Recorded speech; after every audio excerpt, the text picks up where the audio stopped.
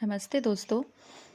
मेरा ये biology 12th class Hindi medium के 9th चैप्टर का जो लेक्चर है वो शायद इसकी थर्ड वीडियो है। 2 वीडियो मैं ऑलरेडी डाल चुकी हूँ, तो मैं आपको यहाँ से कंटिन्यू करूँगी। यहाँ पे अपना जो मेन टॉपिक रहेगा बेसिकली वो रहेगा डेयरी फार्म प्रबंधन। क्या रहेगा? डेयरी फार्म प्रबंधन। मतलब यहाँ पे हम डेयरी फार्म के बारे में सभी चीज़ें जानेंगे। मतलब डेयरी फार्म के लिए कौन सी चीज़ आवश्यक है, कौन सी चीज़ नहीं है, क्या मोस्ट इम्पोर्टेंट है, वो सब चीज़ें मैं आपको बताऊंगी। तो मैं आपको यहाँ से थोड़ा सा दिखाना चाहूँगी डेयरी पशुओं की सूची, डेयरी उत्पादों की सूची। तो जो पशु हैं वो डेयरी उत्पादों में कौन से पशु काम आएंगे? ऐसा तो नहीं हमने खच्चर ला के खड़ा कर दिया। अरे खच्चर का क्या काम है डेयरी में? कोई काम नहीं है। आप इस चीज़ से समझ सकते हैं। घर में अगर हमको दाल बाटी बनानी है तो उसके लिए हमें कंडे की आवश्यकता होगी, ठीक है। उसके लिए फिर हमें आटा चाहिए होगा। अगर हम बात करें कि हमें दाल बनानी है तो वहाँ पे आटे का तो कोई यूज़फुल नहीं रहेगा ना। इसलिए मैं बता रही हूँ आपको, आप बिल्कुल बेसिक से बिल्कुल ऐसे अपने माइंड को खुला रखिए। ये सब बायोलॉजी का मतलब यही होता है कि आपके आसपास जो सब चीज़ें हैं वही बायोलॉजी होता है। लेकिन अगर आप इस चीज़ को नहीं समझेंगे तो आपको ये बहुत हार्ड लगता है। लेकिन अगर अभी इस वीडियो को आप देखेंगे, बोलेंगे इसमें क्या टफ़ है, बायोलॉजी कोई टफ़ नहीं है। तो बस यही है कि हमारे समझने का नज़रिया होना चाहिए, बाकी टफ़ तो कुछ भी नहीं होता है, ठीक है। तो इसी के साथ मैं आपको एक थॉट शेयर करना चाहूँगी। अगर आपको बेटर लगे तो आप अपने जीवन में इसको उतारें, बाकी तो अपनी लाइफ जैसे चलती वैसे चलती रहेगी, ठीक है। तो मैं बताती हूँ कि जो बुद्धिमान वही है जो पूरे संकल्प से कार्य को निपटाना जानता हो। मतलब बुद्धिमान कौन होता है? जिसने एक काम बड़ा छोटा नहीं होता है, काम बड़ा और छोटा नहीं होता है। व्यक्ति जहाँ भी है, जो भी काम कर रहा है वो बड़ा छोटा नहीं होता है। बस उसे करने का नज़रिया होता है कि वो उसे किस तरीके से कंप्लीट कर रहा है या नहीं कर रहा है। तो इसीलिए कहा गया है कि बुद्धिमान वही है जो पूरे संकल्प से कार्य को निपटाना जानता हो। तो कंटिन्यू करते हैं। अब डेयरी पशुओं की सूची में है गाय, भैंस, बकरी, क्योंकि बकरी भी दूध का उत्पादन करती है, भैंस भी दूध का उत्पादन करती है, गाय भी दूध का उत्पादन करती है। अब देखिए डेयरी उत्पादों की सूची, इसमें उत्पाद क्या होता है डेयरी में? अब बोले डेयरी क्यों, ऐसे क्यों? दूध तो डायरेक्टली भी हम लोग यूज़ कर सकते हैं, तो डेयरी किस लिए होती है? दूध, दही, योगर्ट, पनीर, छाछ, घी, मक्खन, आइसक्रीम आदि, ठीक है। ये सब चीज़ हमें किससे प्राप्त होती है? डेयरी उत्पादनों से हमें प्राप्त होती है, ठीक है। कुछ लोग गांव में घरों में भी ये सब चीज़ें बना लेते हैं, लेकिन मैक्सिमम जो सिटी और शहरों की हम बात करेंगे तो वो कहाँ पे उपलब्ध होता है? डेयरी में ही हमें उपलब्ध होता है, ठीक है। अब आगे कंटिन्यू करेंगे। आगे का रहेगा आपका फार्म तथा फार्म पशुओं का प्रबंधन, ठीक है। फार्म इस प्रकार से एक जगह होती है जहाँ पे बहुत सारी जगह मतलब बड़ा रहने के लिए, पशुओं को रखने के लिए, उनकी देखभाल करने के लिए सभी चीज़ें उपलब्ध होती है। उसे एक चीज़ से हम क्या कहेंगे? फार्म कहेंगे, ठीक है। तो देखिए वह स्थान जहाँ पशुओं का पालन किया जाता है उसे फार्म या पशु फार्म कहते हैं। मैंने भी अपनी लैंग्वेज, सिंपल सी लैंग्वेज में वही कहा है, आपने जो बुक में पढ़ा, ठीक है। तो कहीं ना कहीं हमें जो बुक की लैंग्वेज होती है वो कॉम्प्लिकेटेड लगती है, और हमारे वर्ड्स, हमारे विचार हम जो रखते हैं वो हमें ईजी लगते हैं, जबकि होता वही है, ठीक है, सेम होता है। देखिए फार्म प्रबंधन की पारंपरिक पद्धतियों की एक व्यावसायिक पहुंच होनी चाहिए, ठीक है, जिससे हमारे खाद्य उत्पादन को बढ़ावा मिल सके। अनेक प्रकार के पशु प्रबंधन प्रक्रियाएं व प्रणालियां निम्न प्रकार से है। क्या बता रहा है वो? फार्म प्रबंधन की पारंपरिक पद्धतियों की एक व्यावसायिक पहुंच होनी चाहिए जिससे हमारे खाद्य उत्पादन को बढ़ावा मिल सके। ऑब्वियसली बात है, जो हमें ये खाद्य प्राप्त डेयरी से उत्पाद हो रहे हैं, अगर इन पशुओं की नस्लों में जो हमें दिया हुआ है, इनकी गुणवत्ता, इनकी नस्ल में वृद्धि होगी तो ऑब्वियसली बात है जो हमारे खाद्य उत्पाद हैं उनमें भी वृद्धि होगी, तो उससे क्या होगा? हमें लाभ होगा। सिंपल सी बात है, ठीक है। इसलिए अब देखिए बहुत सारी प्रबंधन है, तो उसमें से सबसे पहला कौन सा लेंगे हम? डेयरी फार्म प्रबंधन। जो डेयरी भी एक फार्म प्रबंधन है हमारे लिए, जैसे हमारी क्या होगा, जो आहार है, प्रोटीन, उसमें उत्पादों में क्या होगी? खाद्य पदार्थों में वृद्धि होगी। तो देखिए डेयरी फार्म वह फार्म है जहां दुग्ध उत्पादों को प्राप्त करने के लिए दुग्ध उत्पादन करने वाले पशुओं जैसे गाय, भैंस, ऊंट, बकरी आदि का पालन पोषण किया जाता है। ऐसे कार्य जहां दूध का उत्पादन हो उसे डेयरी प्रबंधन कहते हैं। देखो गाय भैंस तो एक ऐसा है, इसे अलग जगह रखकर भी आप डेयरी तक अपने दूध को पहुंचा सकते हैं, या फिर डेयरी की जहाँ पे आपकी डेयरी है वहीं पे आप गाय भैंस ऊँट बकरी जो भी दूध देने वाले पालतू पशु जानवर हैं उनको आप रख सकते हैं और वहीं से दूध एकत्रित करके डेयरी प्रबंधन कर सकते हैं। अब डेयरी फार्म प्रबंधन में हम उन संसाधनों तथा तंत्रों के विषय में अध्ययन करते हैं जिनसे दूध की गुणवत्ता में सुधार तथा उसका उत्पादन बढ़ता है। तो डेयरी के बारे में हम किन चीज़ों पे सब्जेक्ट पे बात करेंगे, जैसे कि डेयरी में अब आपके सभी जो प्रबंधन होंगे उन विषयों पे हम बात करेंगे। तो किस चीज़ में करेंगे, जैसे कि गाय है तो गाय की देखभाल, उसके लिए डॉक्टर मतलब बार बार उसकी जांच करवाएंगे, दूध में की गुणवत्ता में कमी क्यों आ रही है तो उसके खान पान पे ध्यान देंगे। ठीक है, अब जो हमारे पास गाय है, मान लो एक हम गाय लेकर आए या फिर एक भैंस लेकर आए, ठीक है, वो उस नस्ल की जो गाय है वो कम दूध दे रही है, तो हम ऐसी नस्ल की गाय का सर्च करेंगे जो क्या करेगी उसके देन अकॉर्डिंग ज़्यादा दूध देती हो। क्या होगा कि उसी टाइम के पीरियड में हमें क्या होगा, ज़्यादा दूध प्राप्त होगा। ज़्यादा दूध प्राप्त होगा तो हमें खाद्य पदार्थ क्या होगा, ज़्यादा प्रोवाइड होंगे, तो हमें उससे ज़्यादा बेनिफिट होगा।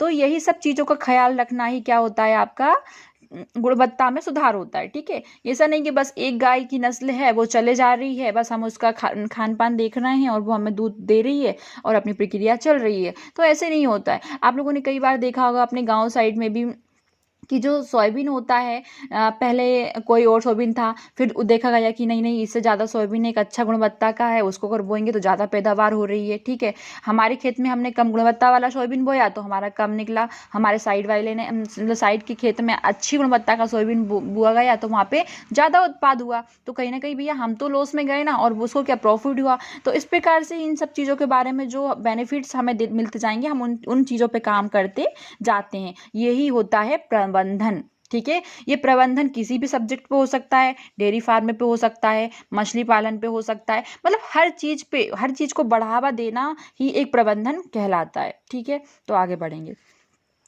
दुग्ध उत्पादन मूल रूप से फार्म में रहने वाले पशुओं की नस्ल की गुणवत्ता पर निर्भर करता है। मैंने वही बताया आपको, दूध उत्पादन किस पे करेगा, जो पशुओं की नस्ल है उसकी गुणवत्ता पर ही निर्भर करेगा। अच्छी नस्ल के जो होंगे क्या पशु, वो ज़्यादा दूध उत्पादन करेंगे। अगर अच्छी नस्ल के जो पशु हैं वो आपकी डेयरी फार्म में नहीं है तो आपको क्या लॉस होता चला जाएगा, कम दूध देंगे, आपको उतना बेनिफिट नहीं हो पाएगा। ठीक है, तो करता है अच्छी नस्ल का चयन तथा उसकी रोगों के प्रतिरोधक क्षमता को महत्वपूर्ण माना गया है। अच्छी उत्पादन क्षमता प्राप्त करने के लिए पशुओं की अच्छी देखभाल, जिसमें उसके रहने का अच्छा घर तथा पर्याप्त जल तथा रोगाणु मुक्त वातावरण होना चाहिए। देखिए, अब आप अच्छी नस्ल का जानवर तो ले आए, जैसे गाय ले आए, ठीक है, अच्छी नस्ल की भैंस ले आए, लेकिन उसका वातावरण ही नहीं है आपके यहाँ पे। आप बढ़िया पैसा लगाकर ले आए और आपके यहाँ पे उसको वो सब चीज़ें नहीं मिली जो उसको मिलनी चाहिए थी, मतलब वातावरण के अनुकूल वो वहाँ पे उसको नहीं ढाल पाई, तो कहीं ना कहीं क्या होगा, उसके रोग को जो प्रतिरोधक क्षमता है वो घटने लगेगी। ठीक है, मतलब उसके प्रति जो वातावरण से लड़ने की क्षमता है वो धीरे धीरे कम होने लगेगी और वो वहाँ पे सर्वाइव नहीं कर पाएगी जैसे उसको करना चाहिए था। इसलिए हमारा जो, अगर हम किसी अच्छी नस्ल के जानवर को लेकर आ रहे हैं तो हमारा उत्तरदायित्व बनता है कि हम सबसे पहले उन चीज़ों के बारे में उस पर ध्यान दें जो उसके वातावरण के लिए या उसके जीवन यापन के लिए ज़रूरी हो, जैसे कि टेम्परेचर, वहाँ का जो उसकी रहने की जगह है, घर जो भी होता है। ठीक है, अब उसके अंदर जल की व्यवस्था, वो किस प्रकार की गुणवत्ता, आप कहीं उसको गंदा पानी तो नहीं पिला रहे हैं। ठीक है, और आपकी जो जगह है जहाँ पे आपने उसको रखा है, कहीं वहाँ पे ज़्यादा हानिकारक कीटाणु जो वायरस वगैरह या फिर मच्छर वगैरह तो नहीं है जिससे क्या होगा उसके लिए हानिकारक होंगे। तो उन सब वातावरणों पे हमारा ध्यान होना चाहिए, उसके देखभाल के लिए मतलब हम पहले से ही वहाँ पे अवेलेबल होंगे और उसकी देखभाल करेंगे तो वो अच्छे से सर्वाइव कर पाएगी और हमें अच्छी नस्ल की जो उसकी नस्ल है, और जिस प्रकार से हमें बताया जाता है कि इस नस्ल की गाय कम से कम 40 से 45 लीटर दूध प्रतिदिन हमें प्रोवाइड करवा दे तो ही वो कर पाएगी, नहीं तो अगर आप ये सब चीज़ नहीं कर पाओगे तो वो हमें प्रोवाइड नहीं कर पाएगी। तो ये सब की चीज़ पर डिपेंड करता है अपने प्रबंधन पे। ठीक है, प्रबंधन का यही मतलब है सब देख रेख, जल हुआ, पानी हुआ, घर हुआ, रहने की व्यवस्था हुई, किस प्रकार से रोग व्यवस्था हुई, ये सब चीज़ को देखना ही प्रबंधन कहा जाता है। पशुओं को भोजन प्रदान करने का तरीका वैज्ञानिक होना चाहिए, मतलब ऐसा नहीं है कि आज सुबह आपने उसको बहुत सारा चारा डाल दिया या बहुत सारा दाना डाल दिया और शाम को कुछ नहीं डाला, नहीं। एक वैज्ञानिक अकॉर्डिंग उसकी एक मात्रा होती है, उस मात्रा में ही आप उसको भोजन रोज देंगे तो ही तो वो सरवाइव कर पाएगी, अच्छे से अपना स्वास्थ्य को रख पाएगी, अन्यथा वो नहीं सरवाइव कर पाएगी। इसलिए कहा गया है कि जो वैज्ञानिक तरीका होना चाहिए खिलाने का वही आप जानवर को दें। ठीक है, अगर वो अच्छी नस्ल का है, विदेशी नस्ल का है, या फिर उसके तरीके से ही उसको आप रखें। इसमें विशेषकर चारे की गुणवत्ता तथा मात्रा पर बल दिया जाना चाहिए, यानी कि चारे की मात्रा ना तो बहुत ज़्यादा अधिक हो और ना ही बहुत ज़्यादा कम हो, वही मैंने आपको बताया। तो हम आगे कंटिन्यू करते हैं। देखिए आगे है आपका होना चाहिए, इसके अलावा दुग्धीकरण, दुग्ध उत्पादों का भंडारण तथा परिवहन के दौरान सफाई तथा पशु एवं पशुपालकों का कार्य सर्वोपरि है। ठीक है, यहाँ पे मतलब जो दुग्धीकरण है उसके उत्पादनों में क्या सफाई हुआ आपका, उसके लिए जो वहाँ पे जो देख रहा है, जैसे कि हमारे यहाँ तो ये बोलते हैं कि गायों को रखने वाले को साफ सफाई करने वाले को एक ग्वाला बोलते हैं। मतलब ग्वाला मतलब ये कि मतलब कहने की मतलब कि उसका जो वहाँ पे वो सर्वाइव कर रहा, देख रहा है, उनको सुबह शाम खाना देना, उनका दूध धोना, सभी चीज प्रक्रियाओं पे ध्यान देता है उस व्यक्ति का, वहाँ पे जो कार्य होता है वो सर्वोपरि होता है, मतलब बहुत जरूरी होता है। अब देखिए, पशु चिकित्सकों से पशुओं की नियमित जांच होनी चाहिए जिसमें उनकी स्वास्थ्य संबंधी परेशानी दूर कराई जा सकती है। अब स्वास्थ्य संबंध की हम बात करते हैं तो भैया देखो, जो वहाँ पे उनका दूध धोएगा उसको तो सिर्फ नॉर्मली पता होगा कि इसको इस मात्रा में खाना देना है, इतना इसको करना है, इस टाइम पे ये सब चीज़ इसको प्रोवाइड करवानी है और इस वातावरण में इसको रखना है, लेकिन हम उसका टाइम टाइम पे जाँच तो नहीं कर सकते। अब उसके स्वास्थ्य में वो सही चल रही है नहीं है, किस प्रकार से उसका स्वास्थ्य चल रहा है, उसके लिए हमें किसकी आवश्यकता पड़ेगी, तो चिकित्सकों की आवश्यकता पड़ेगी। कौन से चिकित्सकों की? जो मनुष्य के डॉक्टर होते हैं उनकी नहीं, जो जानवरों के डॉक्टर होते हैं। ठीक है, तो हमें जानवरों के डॉक्टर को बुलाना चाहिए और उनकी नियमित रूप से जांच करवानी चाहिए। नियमित रूप से मतलब आपको थोड़ा सा भी लगता है कि गाय अनमनी दिख रही है या भैंस अनमनी दिख रही है, चारा नहीं खा रही है या दूध कम दे रही है, तो उस प्रकार से महीने 2 महीने 1 महीने में आप उनकी जांच लगातार करवाते रहें। अगर वो ठीक है तो आपके लिए अच्छी बात है, और अगर कहीं ना स्वास्थ्य में गड़बड़ है तो आप उसका ट्रीटमेंट करवाइए, तो वो बिल्कुल ठीक रहेगी, जिससे उसकी स्वास्थ्य संबंधी परेशानी दूर कराई जा सके। भारत में पाली जाने वाली गाय की कुछ प्रजातियां निम्न हैं। ठीक है, गाय की किस्म वहाँ के वातावरण पर निर्भर करती है। भारत में गाय की लगभग 25 से 30 नस्लें पाई जाती है। भारत में कितनी जो हमने गाय देखी, हमारे यहाँ तो अभी नॉर्मल हम बात करें तो कैसी गाय देखी गई है, देसी विदेशी, मतलब देसी और एक जर्सी गाय होती है, इस प्रकार से हम नॉर्मल जानते हैं, लेकिन नहीं, इनके नाम अलग अलग होते हैं और 25 से 30 प्रकार की नस्लें हमारे यहाँ है। देखिए, जलवायु में उस वातावरण में हेतु अनुकूलित हो जाने के कारण मिलते हैं। इस नस्लों के अतिरिक्त बहुत सी देसी किस्म के पशु भी मिलते हैं, लेकिन इनका आकार एवं उत्पादन क्षमता काफी कम होती है। भारत के शुष्क क्षेत्रों में पाई जाने वाली गाय अच्छे किस्म की होती है। जो शुष्क क्षेत्र है हमारे भारत में, वहाँ पे जो गाय हैं वो उनकी नस्ल क्या होगी, अच्छी होती है। अच्छी नस्ल की किस्में प्रायः पंजाब, हरियाणा, राजस्थान, गुजरात, महाराष्ट्र, उत्तरी मध्य प्रदेश, उत्तर प्रदेश तथा बिहार में पाई जाती है। अब यहाँ पे मध्य प्रदेश की हम बात कर रहे हैं तो मध्य प्रदेश की जो दक्षिण वाले एरिया है वहाँ पे इतनी अच्छी किस्म की नहीं मिलती है, जो उत्तरी एरिया है, ठीक है, वहाँ पे मिलती है। तो आप लोगों ने देखा होगा अच्छी किस्म की जो कहाँ कहाँ है। नॉर्मली पंजाब तो बिल्कुल फेमस है, हरियाणा भी फेमस है, राजस्थान भी, गुजरात दूध के उत्पादन में, और अब सबसे ज़्यादा दूध का जो उत्पादन होता है नंबर 1 पे वो उत्तर प्रदेश करता है भारत के अंदर। ठीक है, महाराष्ट्र, उत्तरी मध्य प्रदेश और बिहार में पाई जाती हैं। ठीक है, अब मैं आपको थोड़ा सा बताऊंगी आगे। समुद्री किनारे के आसपास मिलने वाली प्रजातियां आकार में छोटी एवं वजन में कम होती है। उदाहरण के लिए असम, बंगाल, उड़ीसा एवं केरल की प्रजातियां, ये कुछ ज़्यादा अच्छी प्रजाति गुणवत्ता की नहीं होती है। ठीक है, देखिए भैंस की प्रमुख मैं आपको थोड़ी नस्ल के बारे में बता देती हूँ। यहाँ पे ये गाय की नस्ल है, ये भैंस की नस्ल है।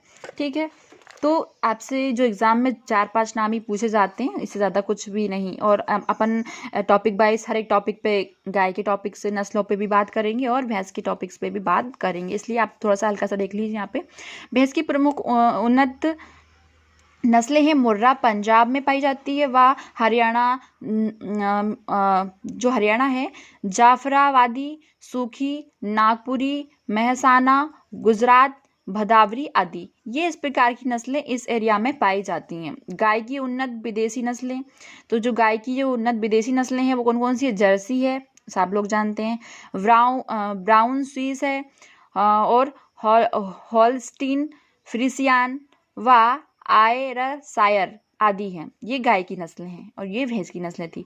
वार्षिक दुग्ध उत्पादन व दुग्ध स्त्रावण काल विदेशी नस्लों में अच्छा होता है। एक बच्चे के जन्म से लेकर अगली गर्भावस्था का समय दुग्ध काल होता है। यानी कि जो विदेशी नस्ल की गाय की हम बात करें तो उसमें क्या होता है, जो जर्सी होती हैं वो जैसे कि एक बच्चे को जन्म देने के बाद में वो क्या करती हैं, दूध तो कंटिन्यू देती रहती हैं और उसी के अकॉर्डिंग जब तक दूध देंगी तब तक वो नए बच्चे को भी जन्म ना दे दें, मतलब कंटिन्यूज में वार्षिक दूध देने की प्रक्रिया चलती रहती है। तो कहीं ना कहीं ये हमारे लिए अच्छा होता है, इसलिए जो विदेशी नस्ल की गाय हैं उनको रखना लोग ज़्यादा पसंद करते हैं। आप अच्छी से अच्छी नस्ल रखिए, लेकिन वो आपको तभी आपके लिए यूज़फुल होगी तब वो जब आप उनका अच्छे से प्रबंधन करेंगे, उनकी देखभाल अच्छे से करेंगे, उनको वो सब चीज़ प्रोवाइड करेंगे जो उनको उनके वातावरण के अनुकूल चाहिए रहती।